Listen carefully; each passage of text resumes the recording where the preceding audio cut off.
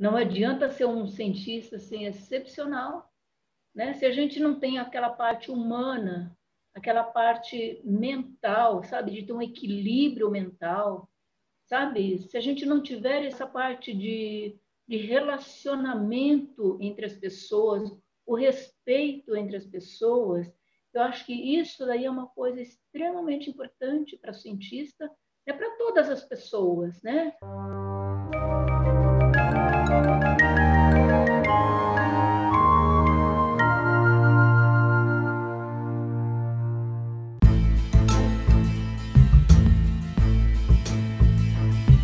Bem, eu fiz a minha graduação aqui no Instituto de Química da Unesp, né? E daí eu fiz meu mestrado aqui também. Antes de eu terminar o mestrado, eu fui contratada aqui na Química, né, no Instituto de Química, né, mas eu trabalhava com compostos de coordenação, né? Então, o forte do Instituto de Química era compostos de coordenação. E no meu mestrado, eu trabalhei com métodos espectrofotométricos, né? Mas a contratação ela foi assim, no sentido de eu tentar expandir um pouco mais as linhas de pesquisa no Instituto, né? Daí, então, o professor Graciliano de Oliveira Neto, ele era docente da USP, do Instituto de Química da USP de São Paulo, e ele tinha voltado recentemente de um estágio nos Estados Unidos, né?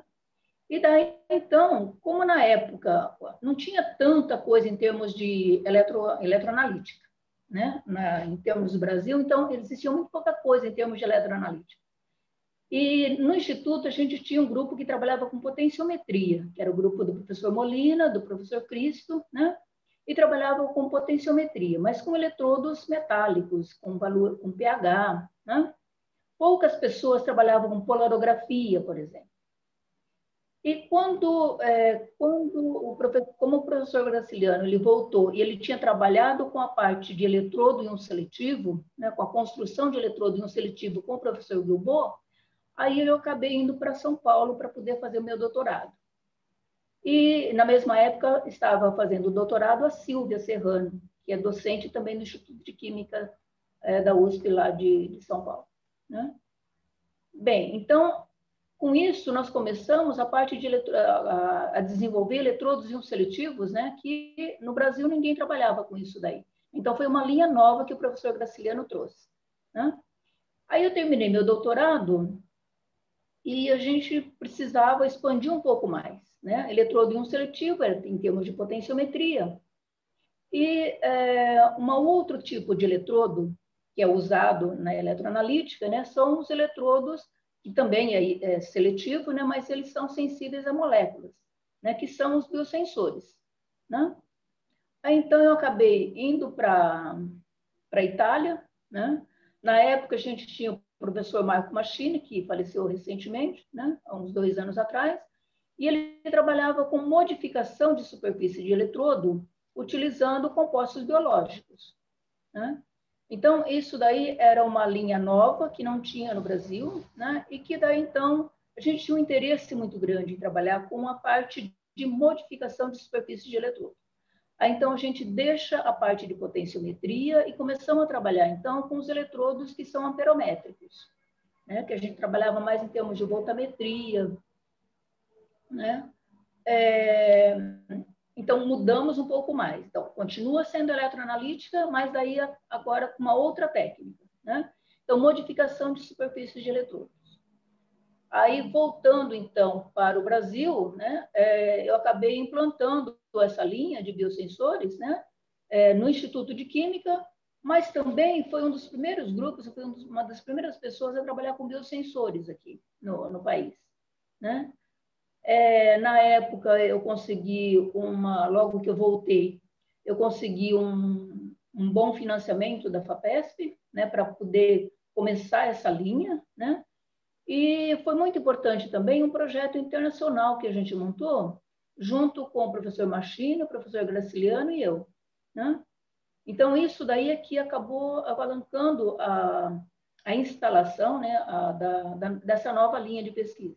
As dificuldades eram muito grandes, né? Eu fui contratada aqui no Instituto em 81, né? Faz bastante tempo que eu estou aqui no Instituto, né? Em 1981, né? E no Brasil, afora, tinha muito pouca coisa, muito pouca gente trabalhava com a parte de eletroanalítica, né? O pessoal trabalhava bastante em termos de espectrofotometria, né? Ou então uma potenciometria mais clássica, né? Então, na realidade, o germe mesmo está com o pós-doc do professor Graciliano, né? O professor Goods também trabalha bastante nessa parte de eletroanalítica, né? São os grupos assim mais antigos, o professor Tocoro, né? O professor Eduardo, né? O professor Eduardo era desde a época da colorografia, né? Mas eram grupos, eram assim, uma pessoa ou outra pessoa que ia formando os grupos e aumentando, né? Daí a gente teve também um boom das contratações nas universidades, né? Então isso fez com que a parte de eletroanalítica ela fosse expandindo, né? Pelo preço de equipamentos, né? Pela facilidade que a gente tem, né? Da parte de eletroanalítica, né? Das técnicas de eletroanalítica, né? A sensibilidade, né? Preço de equipamento, né? Então, hoje nós temos bastante gente trabalhando, né? E contribuindo muito na literatura internacional, né? E tem muita gente assim, trabalhando com a parte de patentes, né? Tem patentes muito boas, né? Em termos de biosensores, né? Que são feitas aqui, que foram desenvolvidas, né? Aqui no Brasil, né? Então, tem bastante coisa, né? As épocas são diferentes, agora a gente está restringindo novamente, né, as contratações, né? E eu não sei como vai ser, né? Porque o que está acontecendo nas universidades? Tem muita gente se aposentando, né? Mas, por outro lado, tem muita gente, a gente tem um recurso humano, assim, com qualidade, assim, excepcional, né? E que não tem um lugar na universidade para poder dar continuidade, né? Então, o pessoal está vivendo de bolsas e mais bolsas, né? E eu acho que nós estamos perdendo muito também do recurso humano de alta qualidade que nós estamos produzindo aqui no país, né? Porque a FAPESP investe bastante, a CAPES, o CNPq investe muito, né? Então, a gente precisava fazer com que esse pessoal entendesse o que é a universidade, qual a importância da universidade, ou então qual a importância de uma pesquisa, né? Porque as pesquisas elas não são feitas só nas universidades, né? A gente tem alguns institutos também de pesquisa, né? E, no entanto, ela está um pouco negligenciada, né? Agora a gente tem uma visibilidade, a gente como cientista tem uma visibilidade maior por causa da Covid-19, né? Então, a mídia tem dado uma atenção bastante grande, né? Mas quando a gente vê o que está acontecendo com o CNPq, né? Os financiamentos do CNPq, da CAPES, né? O que é que o governo está tentando fazer com a FAPESP, né? Então, é muito preocupante, né? Porque tem muita gente boa, formada, assim, de altíssima qualidade, né? Que os nossos laboratórios são tão bem equipados quanto os do exterior, né? Em termos assim de equipamentos, né? Em termos de equipamento, em termos de caracterização da superfície de eletrodo, né? Em termos de recurso humano desse pessoal que é dedicado só para microscopia, né? Nossa, a gente não tem nada, a gente não deve nada, né? Então, eu acho que nós precisamos achar uma maneira de, sabe, de empregar, de não perder esse recurso humano que é, né, formado assim com muito dinheiro investido, com muito, não só financeiro, né, mas do aluno também, né? Então, isso é muito preocupante, né? A perda desses recursos humanos de altíssima qualidade, ou então do pessoal que não consegue trabalhar na área, né, e que acaba indo para fazendo uma outra coisa. É claro que a formação ela é importante, né, para qualquer atividade que se faça, né? Eu tinha um aluno de C, meu primeiro aluno de C, ele dizia assim: eu não trabalho com química, mas tudo que eu aprendi em termos de química, ela é muito importante na minha profissão, né? A maneira como a gente encara os problemas, né? Como é que a gente resolve, né? Como que a gente vê os caminhos para a solução, né? Isso é formação, né? Então, formação, né? Ela, é claro que, na medida do possível, se a gente conseguisse, né? Formar na parte de eletroanalítica e trabalhar com eletroanalítica, seria ótimo, né? Então, a gente precisa abrir um pouco mais de espaço para vocês, né?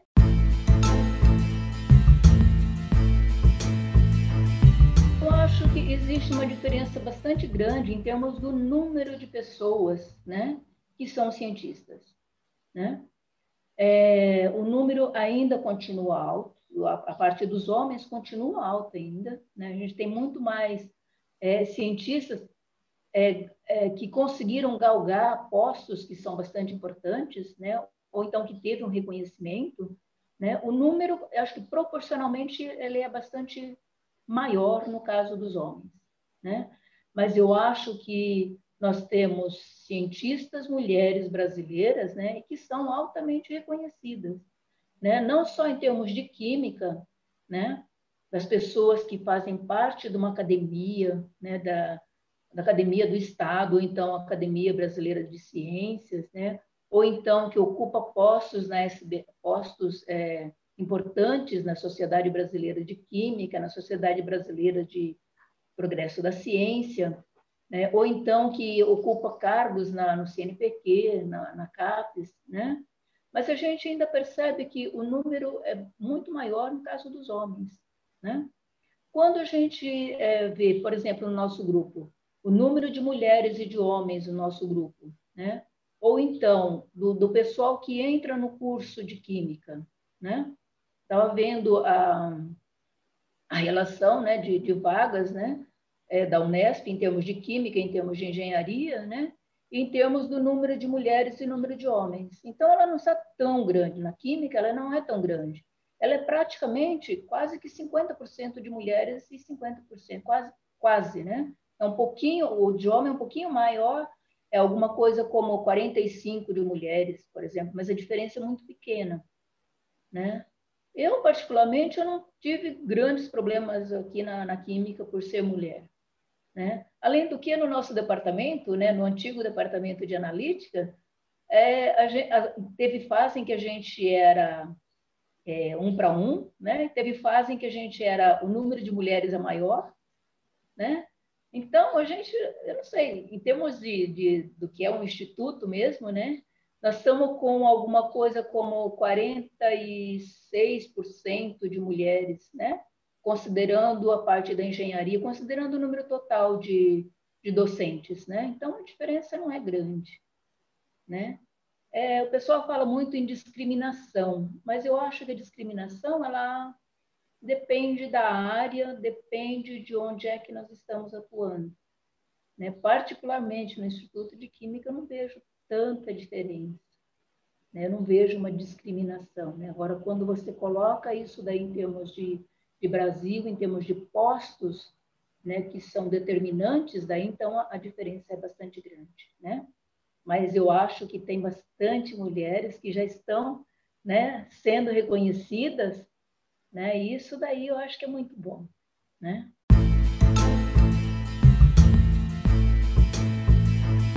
Eu acho que ela é assim. Uma cientista, ela precisa de muita dedicação, né?